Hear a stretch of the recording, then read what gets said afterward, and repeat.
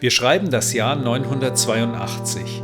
Der norwegische Wikinger Erik der Rote musste Island für 3 Jahre verlassen, da er Nachbarn in Streitigkeiten getötet hatte. Seine Familie wiederum musste zuvor aus Norwegen wegen des mordenden Vaters fliehen. Der Apfel fällt auch hier nicht weit vom Stamm. Erik entdeckte daher nicht ganz freiwillig neuen Lebensraum im Westen und nannte diesen Grönland. Nach den 3 Jahren der Verbannung kehrte er nach Island zurück, warb dort Siedler an und gründete bei Brattahlid die erste nordische grönländische Siedlung. Hier vergegenwärtigen Nachbauten seines Langhauses und einer Kirche seiner Frau Tjothild das Leben zu dieser Zeit. Von der Kirche kann man die Überreste der originalen Kirche mit dem Nachbau vergleichen.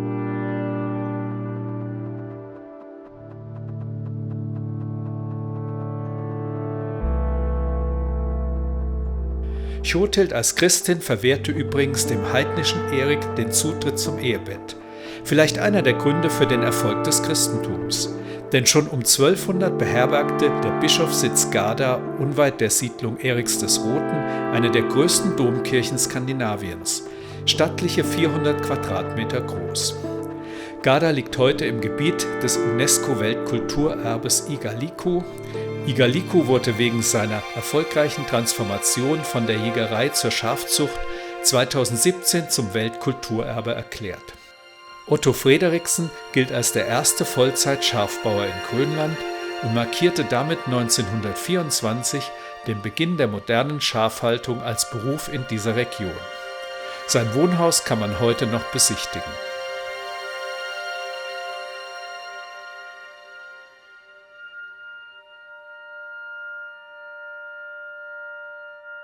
Etwa 200 Jahre nach Erik dem Roten, um 1200, kamen die Thule-Siedler aus Alaska in den Norden Grönlands. Sie gelten als die Vorfahren der Inuit, die heute etwa 90% der grönländischen Bevölkerung ausmachen. Sie breiteten sich weiter nach Süden aus, wo sie um 1300 auf die Wikinger trafen. Ob friedlich oder feindlich, wissen wir nicht. Warum die Wikinger im 15. Jahrhundert ausstarben, ist eines der Rätsel der Geschichte. Als Gründe vermutet man unter anderem den Klimawandel durch die sogenannte Kleine Eiszeit und schlechte Anpassung an die arktischen Gegebenheiten. Wir nähern uns Grönland im Norden an der Packeisgrenze. Es ist dann die nördlichste mit dem Schiff zu erreichende Gegend von Grönland. Von dort reisen wir auf den Spuren der Thule-Leute weiter nach Süden.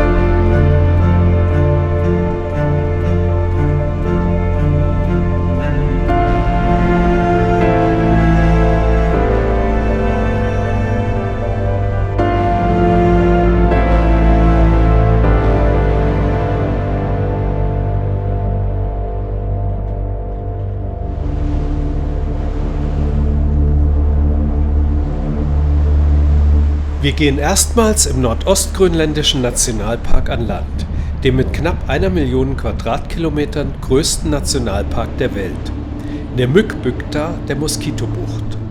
Am Hafen steht eine schon fast luxuriöse Trapperhütte aus dem Jahre 2022, die auch als geophysikalische Forschungsstation diente.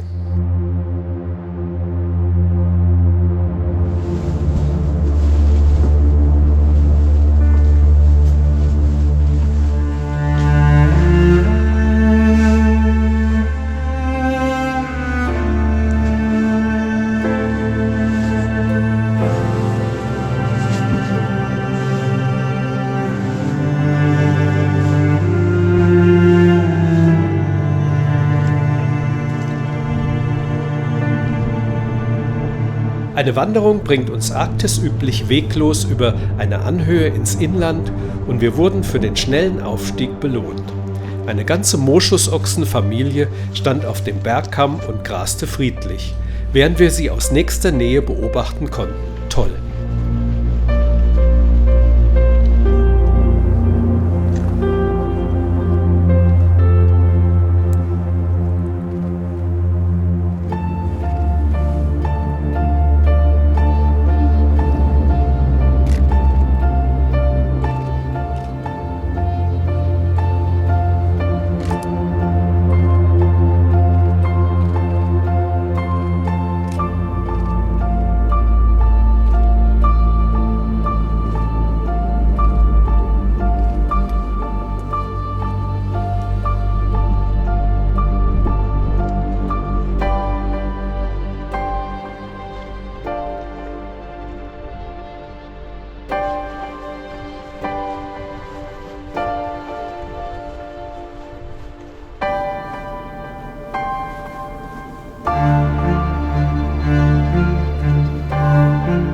Wir erreichen die Blomsterbukten durch den Franz-Josef-Fjord und ankern am Morgen vor dem Teufelsschloss, einer markanten Felsgestalt. Good morning, everybody. How are you doing? Good morning. Nach der Anlandung in der Blomsterbukt besichtigen wir eine schön gelegene Trapperhütte, bevor wir uns an den Aufstieg zu dem rötlich schimmernden See machen.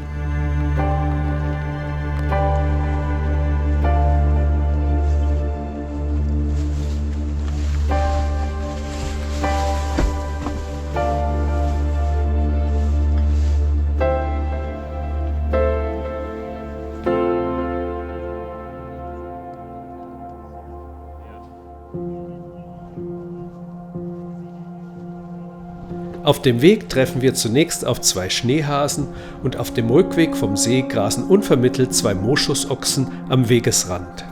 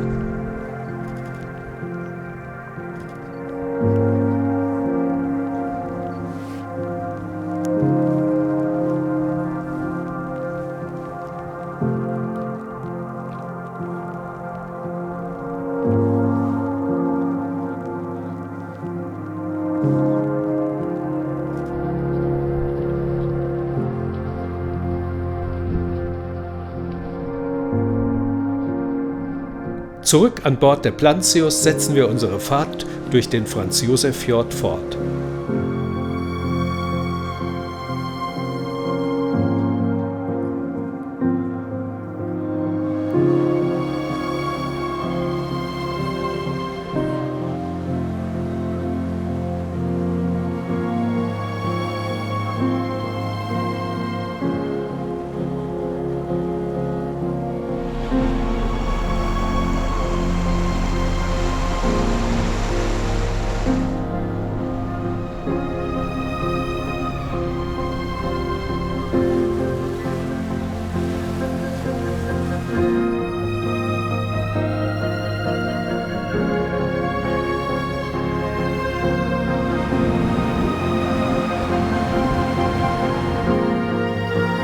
Das Wetter klart auf und setzt die geologisch interessanten magma-fusionierten Gesteinsformationen in ein magisches Licht.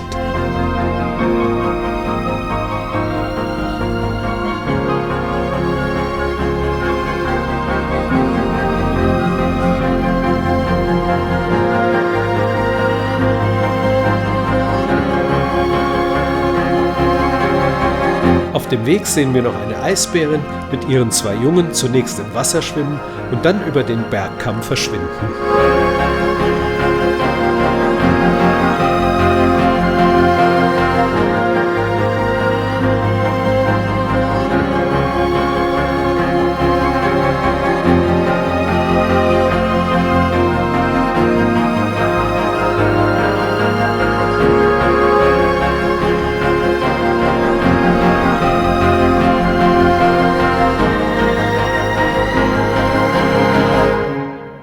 Wir erreichen die kleine Insel Mariaö, die nach der zweiten Tochter des schwedischen Polarforschers Alfred Gabriel Nathorst benannt wurde.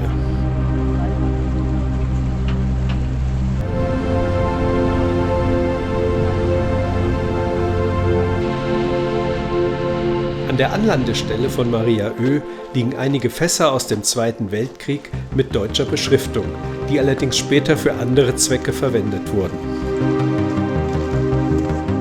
Wir wandern über die Insel mit grandiosen Aussichten auf den Fjord und den See im Inselinnern.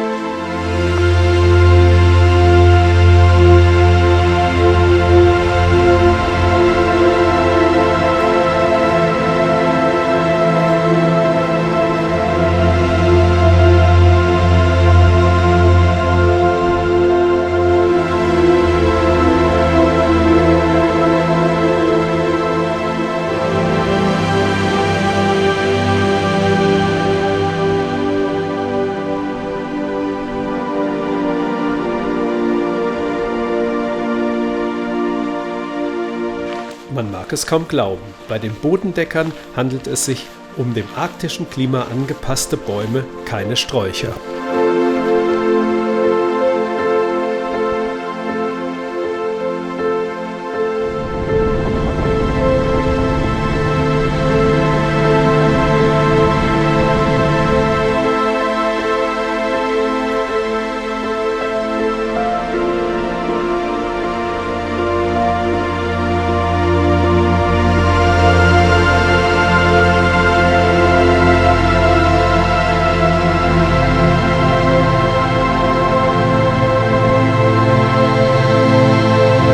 Am Abend genießen wir die Stimmung und das schöne Wetter bei der Fahrt durch den eindrucksvollen König Oskar Fjord.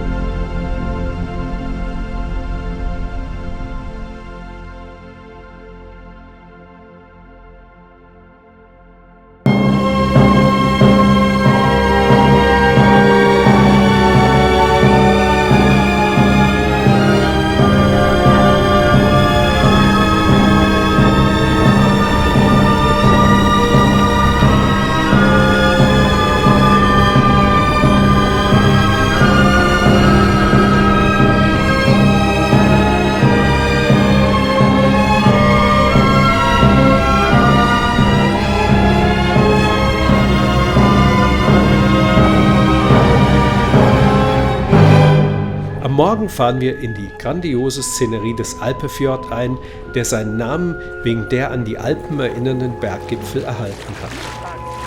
Am Ende des schon beeindruckenden Fjords warten dann noch 2 ineinander mündende Gletscher auf uns, der Gulli und der Säfström-Gletscher.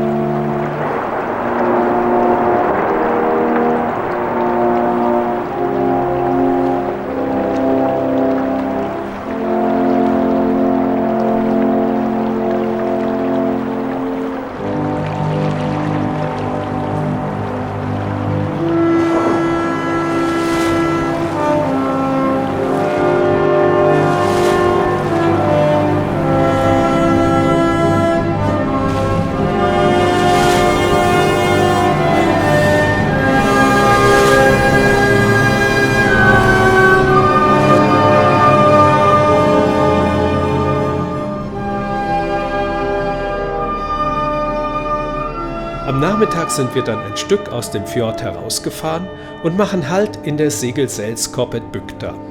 Der Name geht zurück auf einen schwedischen Yachtclub, dem der schwedische Polarforscher Alfred Gabriel Nathorst die Bucht widmete. Wieder eine interessante Namensgebung.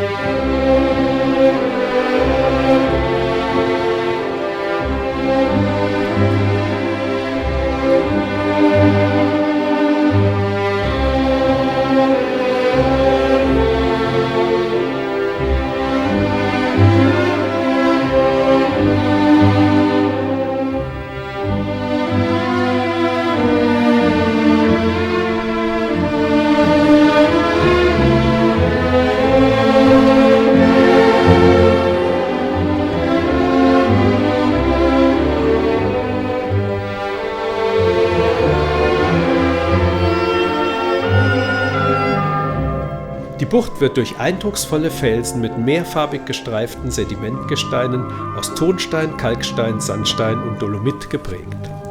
Geologie kann auch sehr schön und interessant sein.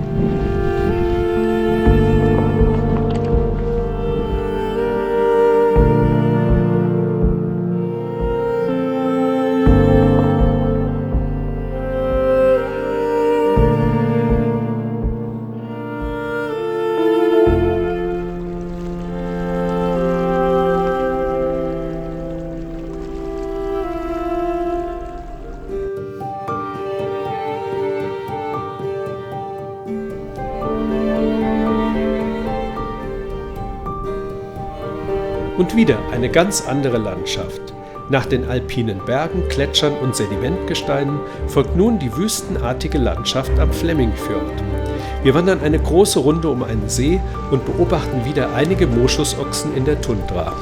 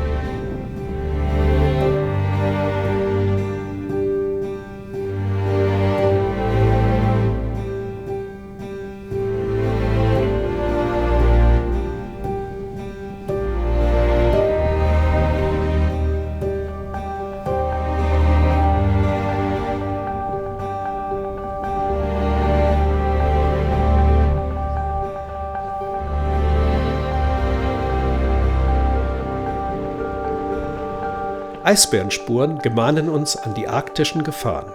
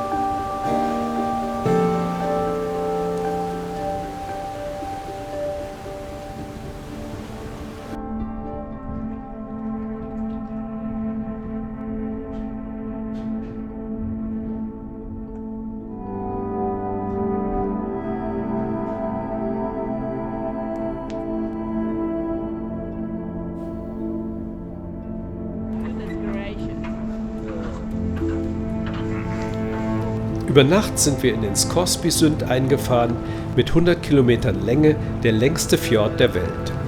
Die erste Station ist die Vikingbukta. Zunächst gab es hier die meist sechseckigen Säulen-Basaltformationen zu bewundern, bevor wir mit den Zodiacs durch das Eis in Richtung des am Ende der Bucht liegenden Gletschers fuhren.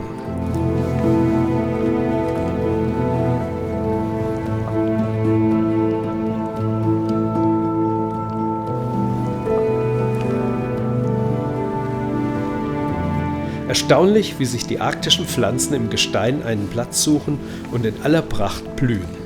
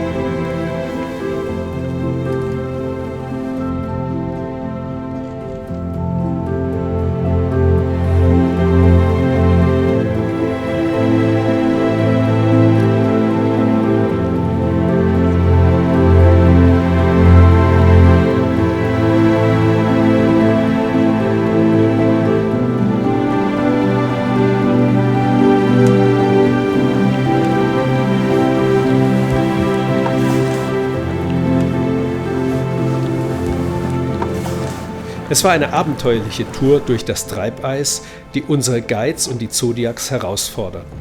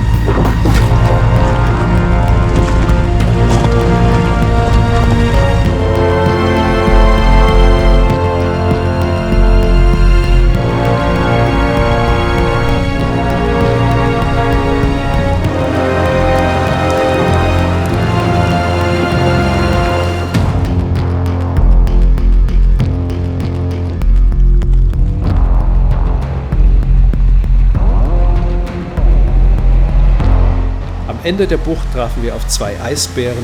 Einer schwamm im Wasser, der andere ruhte sich hoch oben auf der Gletschermoräne aus.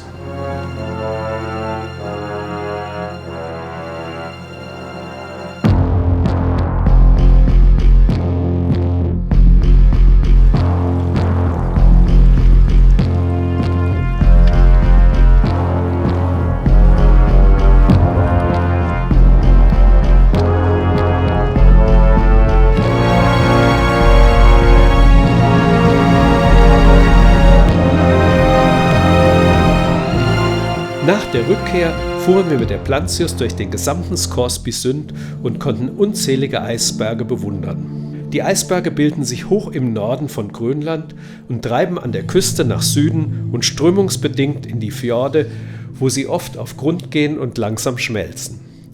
Sie werden nicht von den Gletschern im Fjord abgestoßen.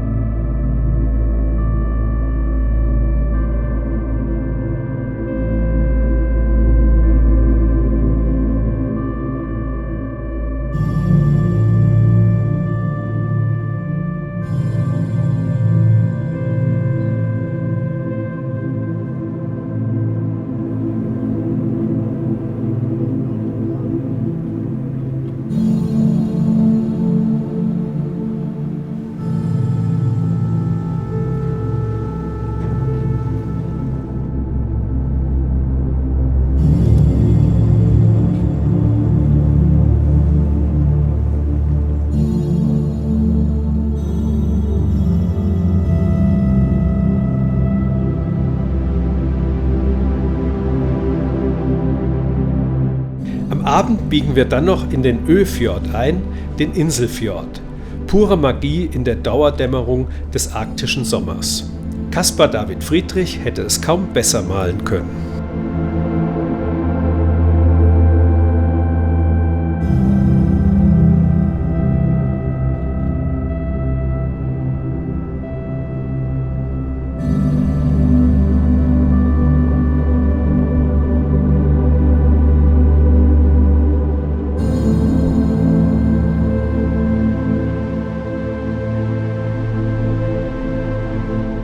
Nach der Durchfahrt durch den Öfjord sind wir in den Rypefjord eingefahren, den Fjord der Schneeeulen.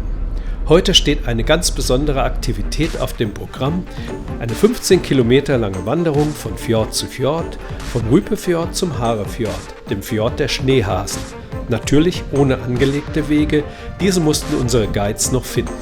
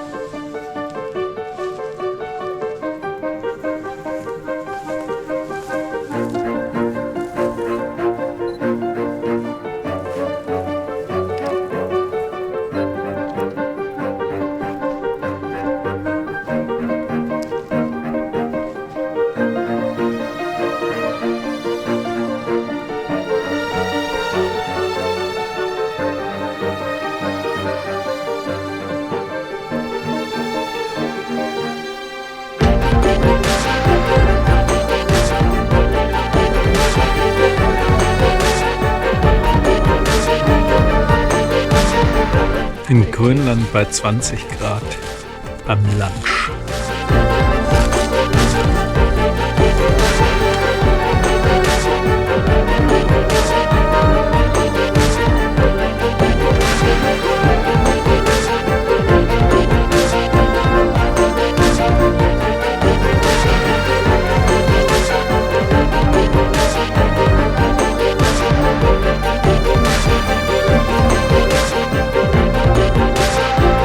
Der Höhepunkt ist der knapp 600 Meter hohe Gipfel zwischen den Fjorden mit einem atemberaubenden Blick auf gleich 4 Fjorde.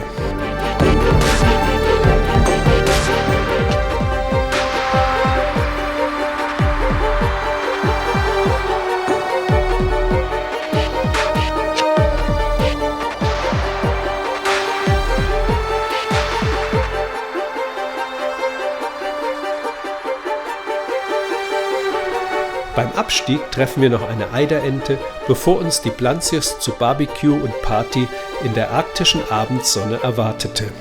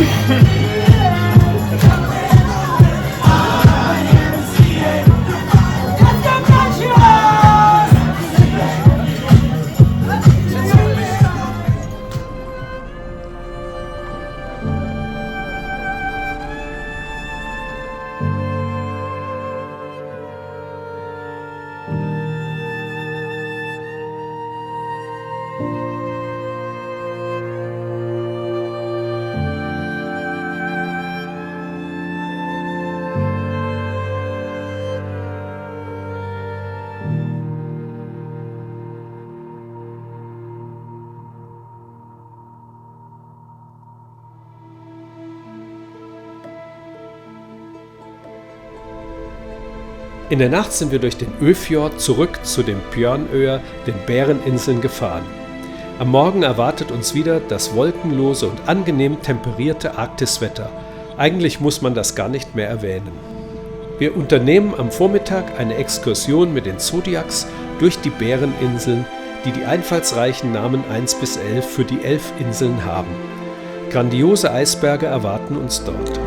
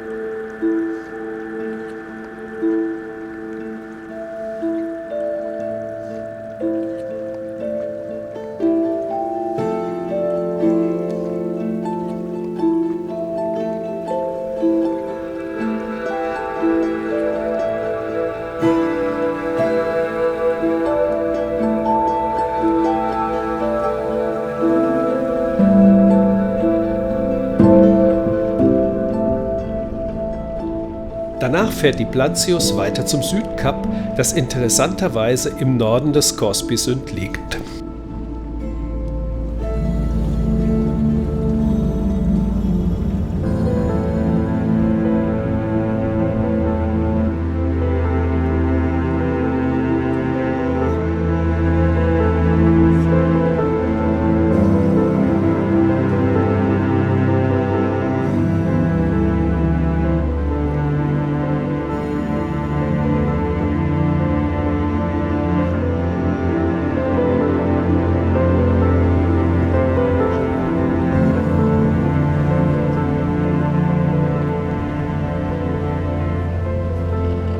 Am Südkap sind neben der Landschaft die erstaunlich gut erhaltenen Reste mehrerer Winterhäuser der Thule zu besichtigen, Ihre Siedlungen bestanden aus Torf- und Steinhäusern.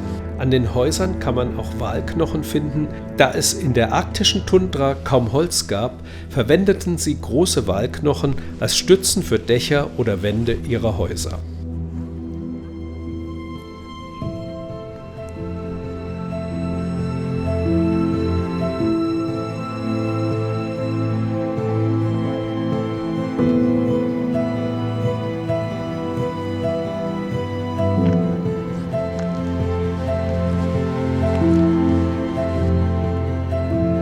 Während der anschließenden Wanderung durch die grüne und sumpfige Tundra stießen wir auf einen See, auf dem ein Sterntaucher bei seinen Küken landete.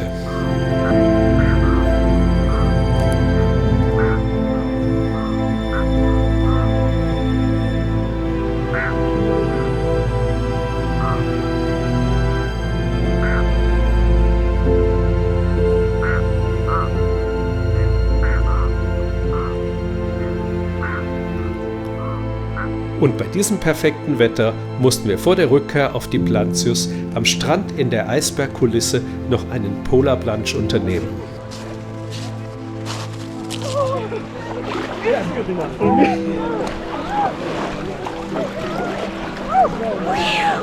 Sehr schön, angenehm warm. Ja. Oh.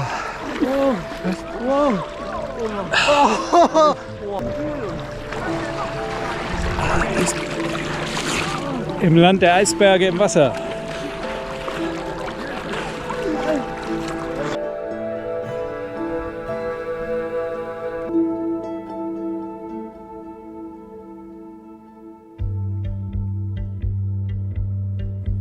Ittoqqortoormiit ist mit 350 Einwohnern der kleinste und entlegenste Distrikt Grönlands.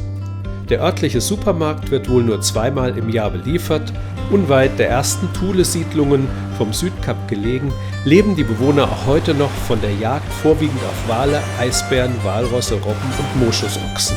Die Jagd ist heute allerdings streng reglementiert, der Ort und seine Einwohner wirken freundlich. Den Schlittenhunden am Hafen würde ich aber doch nicht zu nahe kommen.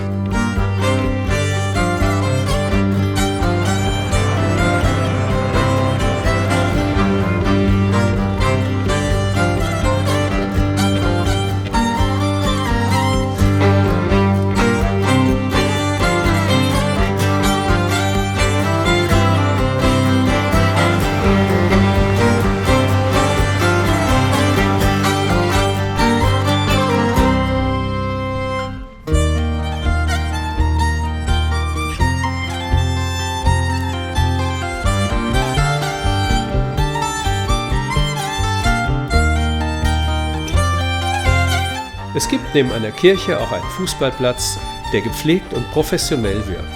Sicher kein einfaches Leben hier. Die jungen Menschen wandern daher zum großen Teil aus dem Ort aus.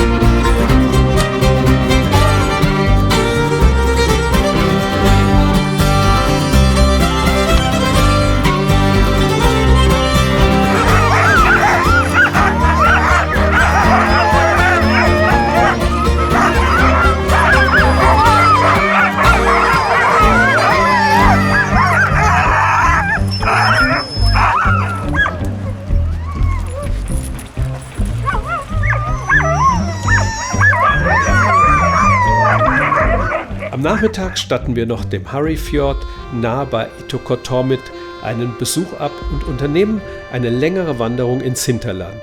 Dabei konnten wir noch 2 Polarfüchse beobachten.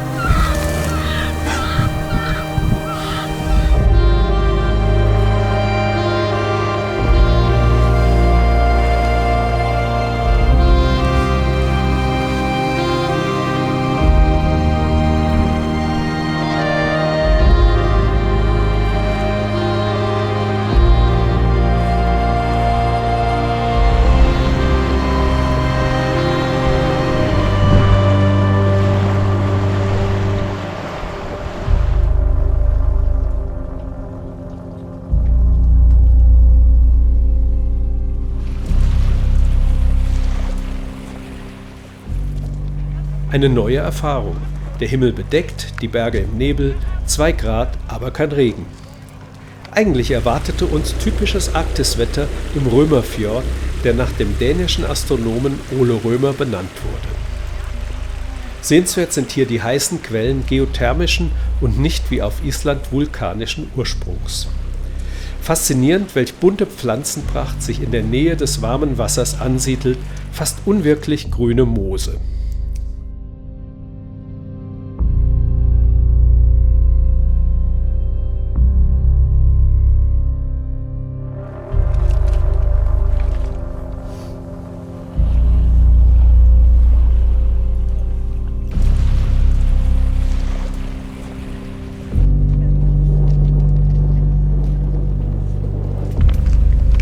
Der Ort wird von der einheimischen Bevölkerung als Jagdplatz genutzt, was man aus den vielen Knochenfunden und Hinterlassenschaften an der Anlegestelle erkennen konnte.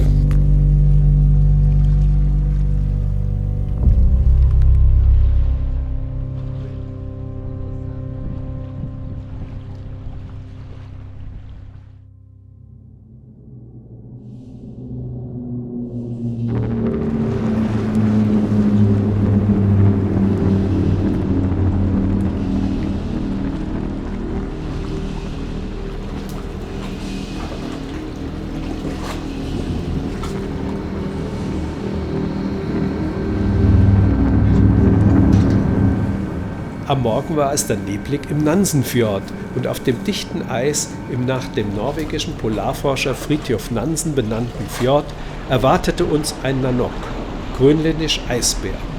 Zunächst zeigte er sich auf dem Eis noch schläfrig, aber dann nach Beute schnuppernd und sich majestätisch über das Eis bewegend. Eine unglaubliche Begegnung mit dem ikonischen Räuber in der Stille des im Nebel verhüllten Eises.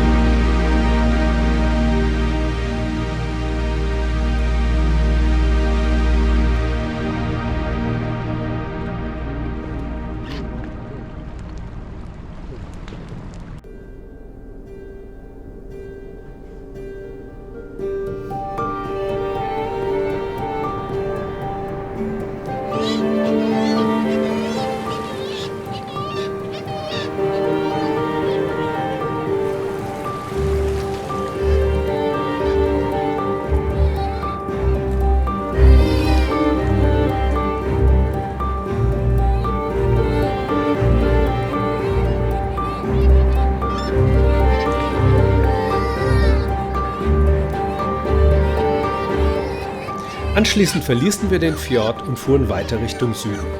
Dort wartete neben der arktischen Vogelwelt noch eine ganz besondere Überraschung auf uns: Orcas. Sie sind in der Arktis eher eine Rarität, im Gegensatz zur Antarktis. Damit durften wir an nur einem Tag gleich 2 der raren Spitzenräuber in freier Wildbahn erleben.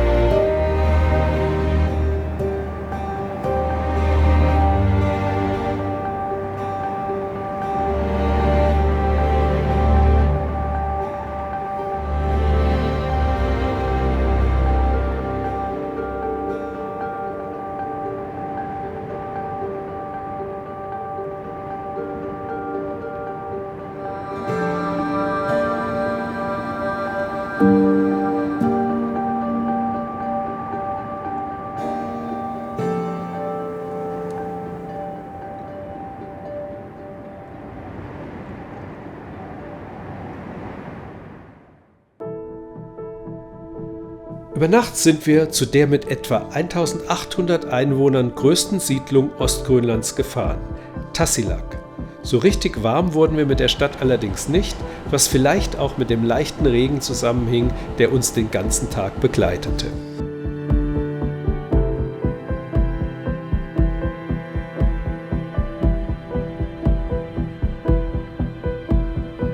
Im Museum des Ortes ist die Ausstellung zu dem grönländischen Schamanen Angakok besonders interessant. Der Angakok ist eine spirituelle und heilende Person, die als Vermittler zwischen der menschlichen Welt und der Geisterwelt fungiert. Seine Aufgaben umfassten Heilung, Wahrsagung, Schutz vor bösen Geistern und die Wiederherstellung des Gleichgewichts zwischen Mensch, Natur und Geisteswesen. Die geschnitzten Figuren stellen die Turngaid, die Hilfsgeister oder Visionen des Angakok dar.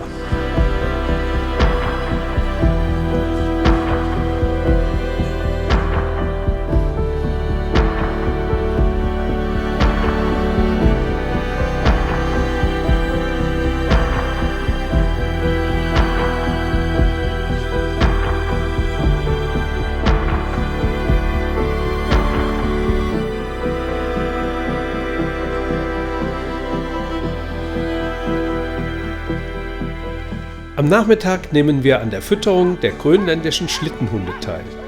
Gefüttert wurden die Hunde mit Robbenfleisch. Lebensgrundlage der Einwohner Tassilaqs ist die traditionelle Jagd und die Hundehaltung erfolgt vorwiegend für touristische Zwecke.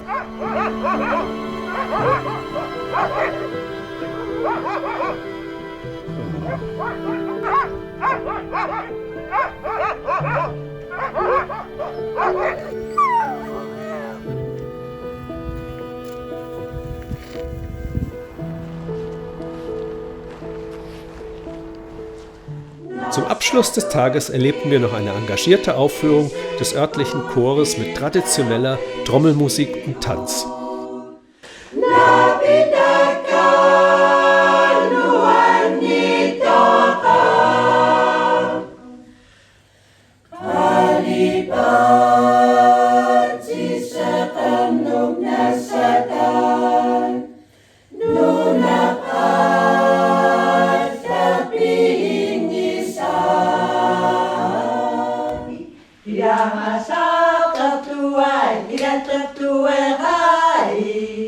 Aiwa kataria, aiwa Wikidadi chikidadi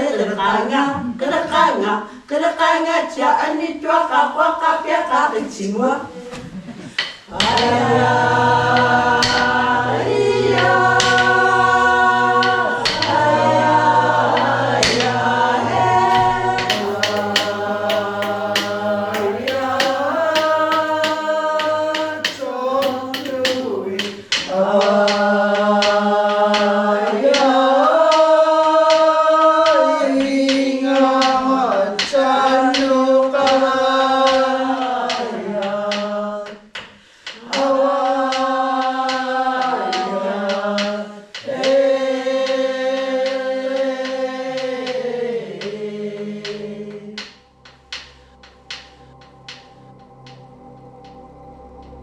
Heute steht ein historisches Ziel auf dem Programm, die Nansenbügt, von der aus Fridtjof Nansen 1888 zu seiner abenteuerlichen Überquerung des grönländischen Inlandeises aufbrach und zusammen mit 5 Begleitern nach rund 7 Wochen die Westküste bei Gottorp, der heutigen Hauptstadt Nuuk, erreichte. Am Vormittag begeben wir uns auf eine Zodiac-Exkursion durch das Eis zur Front des Surströmmen-Gletschers, wobei wir auch Zwergwale, Skuas und 3 Möwen vom Zodiac aus beobachten konnten.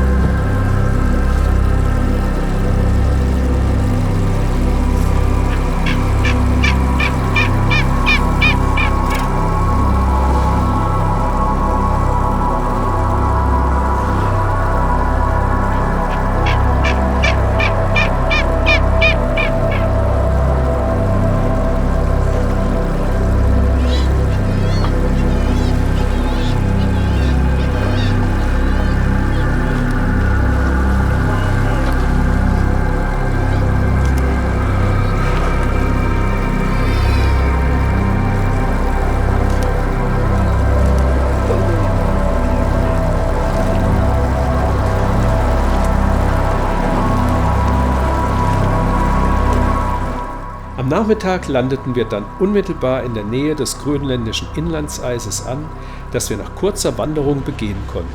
Sehr eindrücklich waren auch die geologischen Formationen an der Anlandestelle.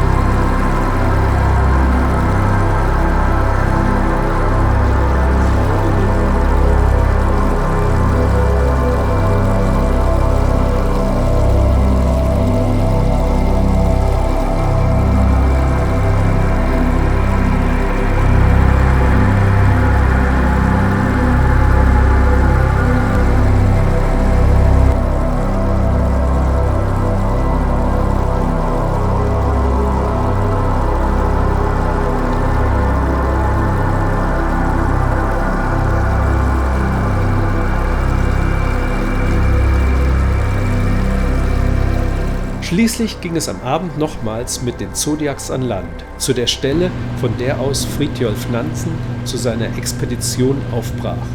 Die Expedition musste viele Gefahren wie Schneestürme, extreme Kälte und schwieriges Gelände überwinden. Nansen nutzte erstmals Ski und Schlitten für eine solche Unternehmung, was sich als äußerst effektiv erwies. Bei ihrer Ankunft in Nuuk war das Meer bereits von Eis blockiert, sodass kein Schiff mehr nach Europa fahren konnte und sie in Nuuk überwintern mussten, das damals nur etwa 250 Einwohner zählte.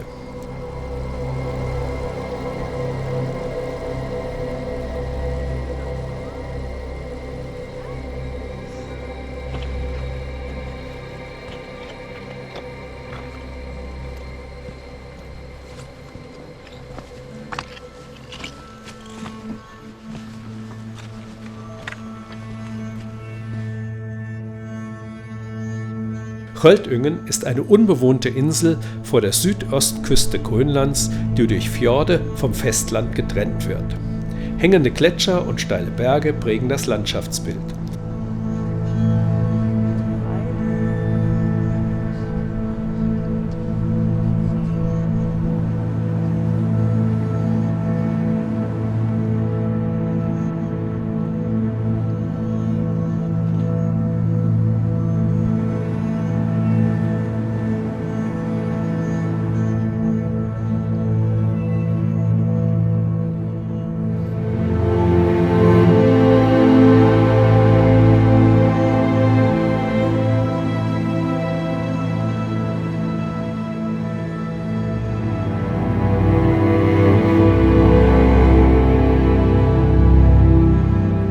Im Innern der Fjorde liegt zum einen ein eindrucksvoller Gletscher und zum anderen das Dronning Mariedal, ein nach der dänischen Königin Marie Sophie Frederike benanntes Tal.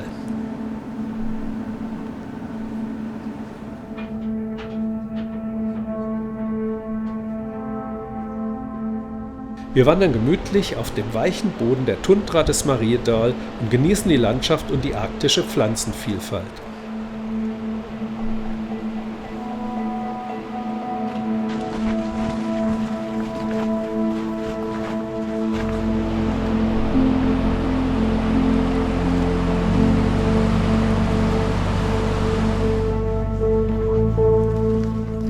Am Anfang der Wanderung gemahnen uns Eisbärenspuren an die permanent lauernde Gefahr und tatsächlich sahen wir kurz von unserer Anlandestelle entfernt von der Plantius aus eine Eisbärin mit ihren 2 Jungen. Es war erstaunlich, wie schnell sie sich durch die Landschaft bewegten und wie schnell sie natürlich vor dem arglosen Wanderer auftauchen können.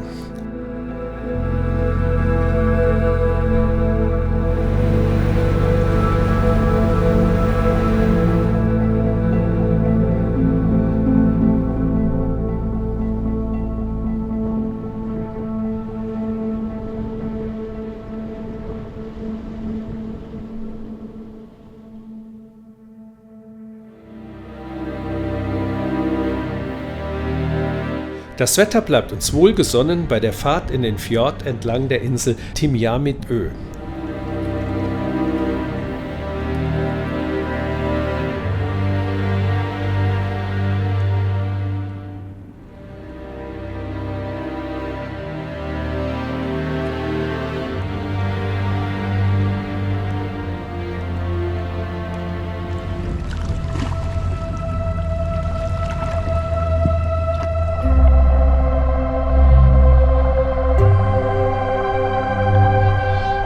Wir landen auf einer der kleineren Inseln. An der Anlegestelle befanden sich 2 einfache Trapperhütten und Siedlungen aus der Thule-Zeit. Von hier aus unternahmen wir eine schöne Wanderung über die Insel.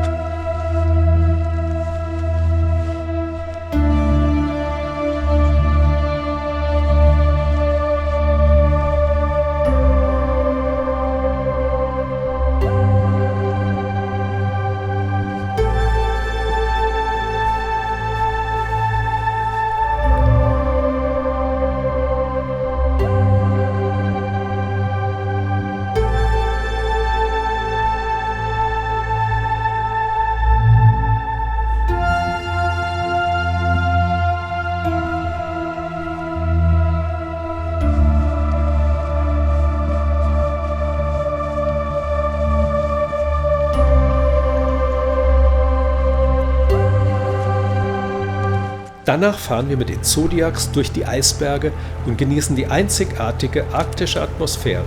Vielleicht war das die schönste Tour durch das Eis und die Eisberge auf unserer Expedition.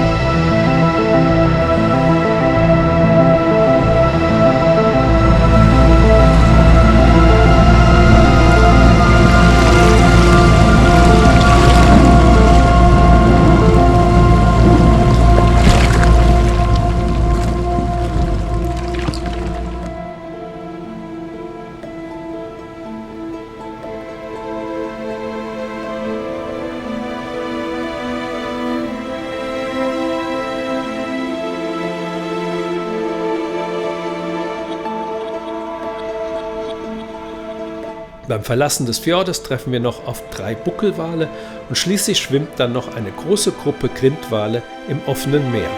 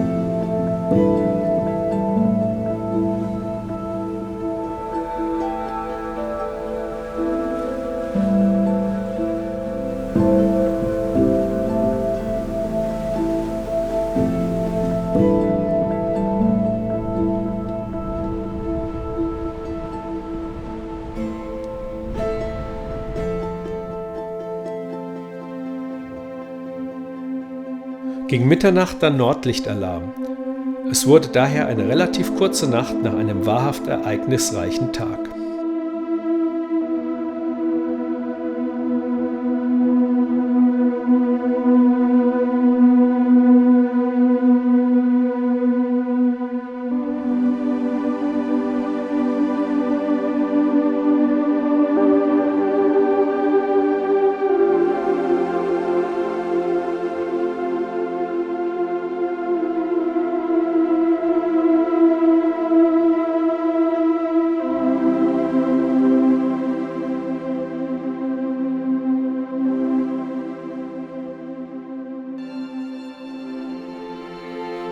Wir sind jetzt am südlichsten Punkt unserer Reise angekommen, bei knapp 61 Grad nördlicher Breite. Die Mücken hatten hier alles voll im Griff bzw. Biss. In Herjolfsnäs liegen die Reste einer frühen Wikingersiedlung aus dem 10. Jahrhundert. Etwa 3000 bis 5000 Menschen lebten dort zur Blütezeit. Die ehemalige Kirche und der Kirchhof sind noch gut zu erkennen, ebenso finden sich Reste der Langhäuser.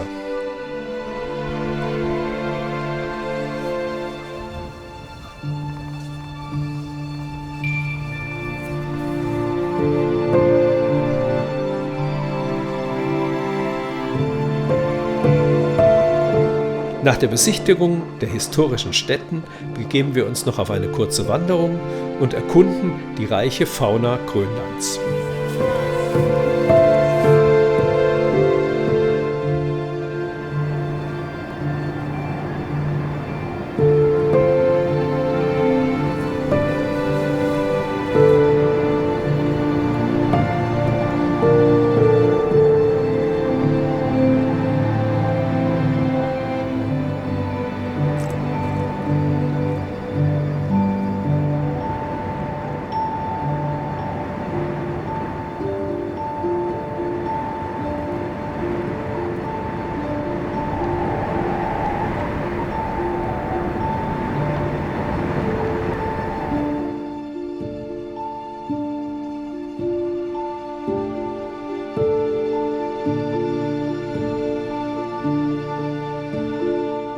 Aluitsok ist eine verfallene Herrnhuter Missionsstadt ganz im Süden Grönlands, das ehemalige Lichtenau.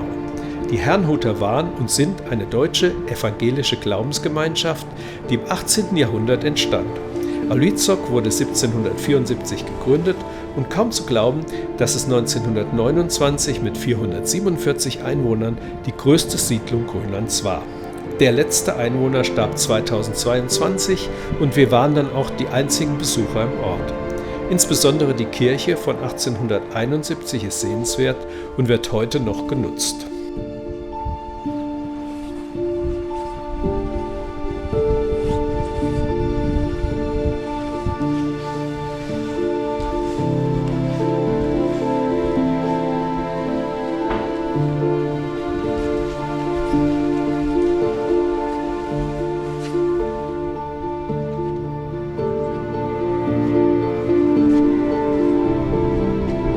Nach dem Rundgang begeben wir uns noch auf eine Wanderung auf den hinter der Siedlung gelegenen Bergkamm mit schönem Blick auf die südgrönländischen Fjorde.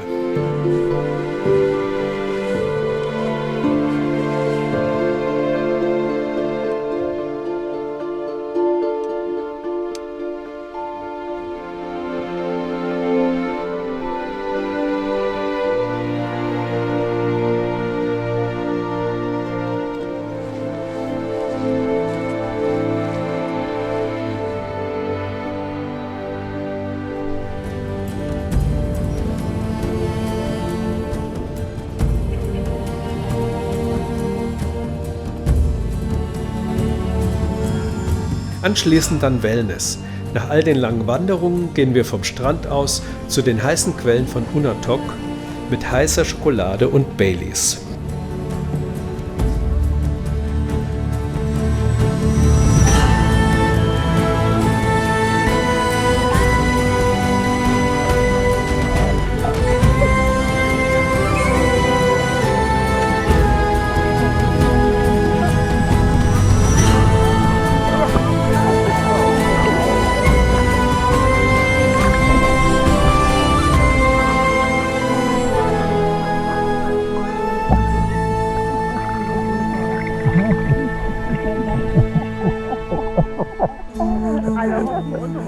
Unter Wasser wird alles 25% größer.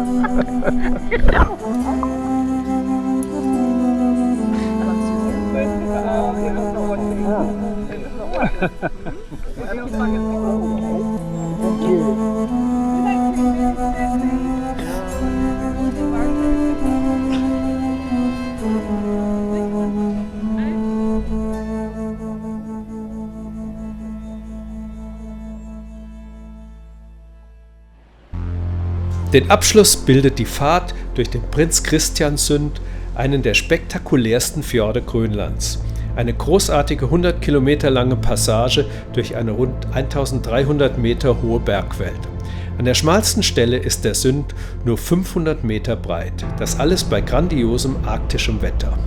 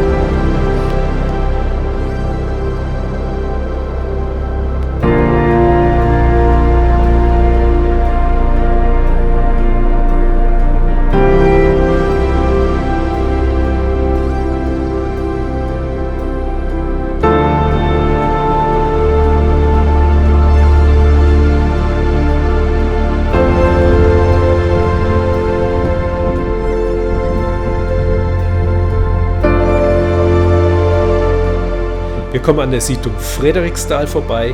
Der Süden Grönlands ist wie auch der Westen deutlich besiedelter als der einsame Osten, von dem wir kommen.